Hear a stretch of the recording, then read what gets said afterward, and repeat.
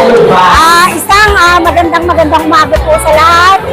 Kami po bilang kinatawan ng San Pablo Matanda ay lubos na nagpapasalamat sa ating governor at sa ina ng ating lalawigan sa ibinigay na biyaya para sa aming barangay at sa aming mga kabarangay. Salamat po.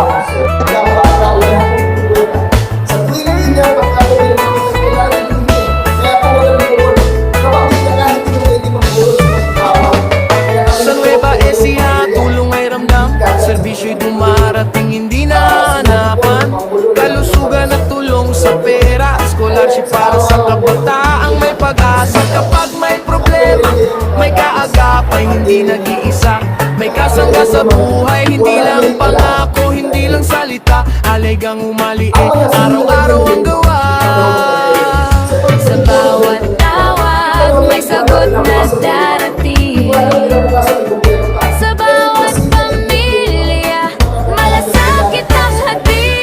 Halagang umalis, serbisyong totoo, para sa tao ang tulong ay buo, kasama ang talagang umalis. Solid suporte sa bawat barangay, sama-sama lagi. Tigas na 25 kilo, tulong sa tahanan, ramdam ng Pilipino. Medical at boreal, andyan lagi, may malasakit hanggang sa huling sandali.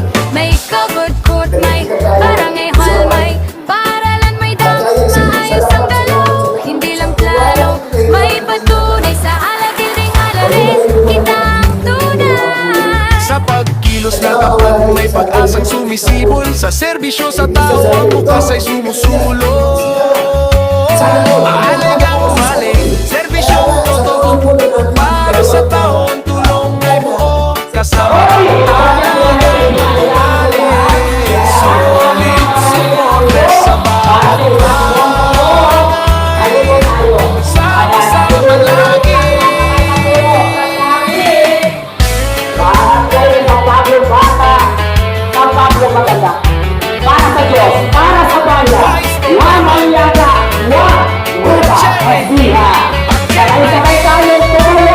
Kasama sa serbisyo. Ayan na, saya naman. Barangay San Pablo Bata, San Pablo Matanda. Para sa probinsya, serbisyo para sa bawat pamilya, kasama ang talagang umalis. Solid suporte, katulad ng Nueva Ecija. Friday talaga ang ating biyernes.